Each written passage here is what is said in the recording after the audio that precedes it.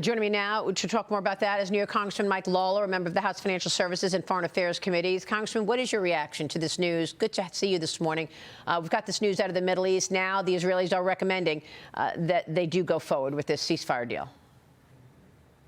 Look, as you were just saying, I mean, it's never ideal, obviously, when you're releasing terrorists back into the arms of Hamas. But we have had, for 467 days, Americans and Israelis being held hostage. 7 Americans are still being held, 4 deceased, 3 presumed living. I have met with every single one of their families on multiple occasions. We want them home. Yeah. And so obviously, you know, I think with President Trump coming in, his team, Steve Witkoff, going over to the Middle East, I think it was clear to everyone involved that the hostages need to be released, or as President Trump said, there would be hell to pay. Yeah. And so while it is not ever perfect in these situations, I think it was paramount that we get the hostages out. Obviously, as we move forward, for there to be peace in the Middle East, Arab majority states must recognize Israel's right to exist and normalize relations. And Iran must be contained. And that means going after the illicit oil trade between China and Iran that has exploded to the tune of over $200 billion under Joe Biden. That is what has funded Hamas, Hezbollah, and the Houthis. So we have a lot of work to do. President Trump knows that, and we're going to get to work as soon as he gets sworn in. And, of course, you've been working recently on the economic issues. Republicans are debating the best way to push forward for President Trump's ambitious agenda. The Freedom Caucus is floating this corporate tax idea, raise taxes in states like New York, New Jersey, and California in exchange for easing the SALT cap deduction for individuals and families. You've already had a bill that you wanted that SALT deduction cap all the way up to $100,000, but you've met with President Trump, and now he said to you, come back with a number. Do you have a number that you'd like to see in terms of the SALT cap? And what about this Freedom Caucus idea? Well, look, Maria, we're working through the number with the Ways and Means staff as well as the SALT Caucus members to come back to the president with, and we will do that in short order. As you mentioned, I introduced a bill that would lift the cap to $100,000 for individuals, $200,000 for married couples. That would cover most everyone. The only people that really wouldn't be covered would be the very, very wealthy. But the fact is, we're not going to, rob Peter to pay Paul here. The idea that we're just going to lift the corporate SALT tax, all of this goes hand in glove. We need a tax bill that makes it more affordable for the American people and allows us to grow our economy. And so it's a math equation, and we're going to have to work through it. Obviously, we have to have pay-fors within the tax bill. There's a number of ways to get there. We're going to work through it. But if my Freedom Caucus colleagues just think, OK, we'll give you a little SALT over here, but we're going to take it away over there, that's not going to fly. Not going to fly, meaning if you've got a tax reconciliation package which extends Trump's tax cuts but doesn't include SALT, you're not going to support that. Look, I've been very clear, Maria, as I said last Sunday. If there is not a fix for SALT, I cannot support a tax bill that doesn't do that. But that's why we're negotiating in good faith.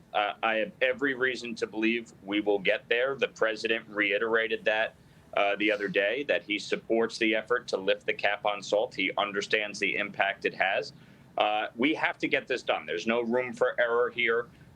We have, obviously, a very tight majority. We all have to work together. There's going to be compromises along the way. I am willing to do that. Yeah. But people have to do it in good faith on the other side, too. So we're going to get there. I'm not concerned about whether or not we get there. We will. We have no choice. What about compromise from the governor of New York? I mean, look, I'm a New Yorker. Of course, I would like to see the cap, lifted. But people in South Carolina, like Lindsey Graham, people elsewhere, they don't want to subsidize New York. And my feeling is, if we need a state and local deduction just because our taxes are too high, let's go back to the source. Can you get Governor Hochul to make the call to cut taxes in New York? What about that? Maybe they're just too darn high. you have no disagreement from me here. We have the highest tax burden in the country. Governor Hochul is the most feckless, inept, incompetent governor in the country. There's no question about that. And New York does need to make changes. I wrote an op-ed in the New York Post this week outlining that, the need to cut taxes in New York and rein in spending. They've increased spending by $61 billion in just the last 4 years. There's no question about that. But the one point I would continue to make, New York is a donor state to the federal government. We send more money to the federal government than we receive back. States like South Carolina actually receive more federal dollars than they send to the federal government. So when people talk about subsidizing New York, well, we subsidize a lot of states in this country. So turnabout's fair play, and if folks want to take a cut in their own states in federal dollars, that's fine. Then let's have that conversation. Congressman, bottom line, are you going to run for governor? We're looking at it, Maria. We're looking at it. I was up in Albany the day of the State of the State on Tuesday. I delivered a pre-buttal to the governor's State of the State address. We're looking at it strongly because, look, as you point out, New York needs to change. A disastrous economy in New York is not good for the country. We need real leadership. And so I'm looking at it for sure. All right, well, we're going to check in on that. We want to know the latest. Meanwhile, New York City Mayor Eric Adams is meeting with Trump at Mar-a-Lago this afternoon. They're expected to discuss New York's priorities, including the illegal migrant crisis. Yesterday on Capitol Hill, 145 of your colleagues, House Democrats, voted against a bill to deport illegal migrants convicted of sex crimes. It passed 274 to 145. All Republicans voted yes. What is the problem with your colleagues on the left who do not believe that an illegal who committed a sexual crime on Americans should not be deported? I don't get it. Well, listen, Maria, we live in New York. The disastrous cashless bail law allows violent sexual assailants to be released. I mean, this is the fundamental problem. They don't believe criminals should be held accountable. The fact is, if you're a criminal alien, you do not belong in the United States, period.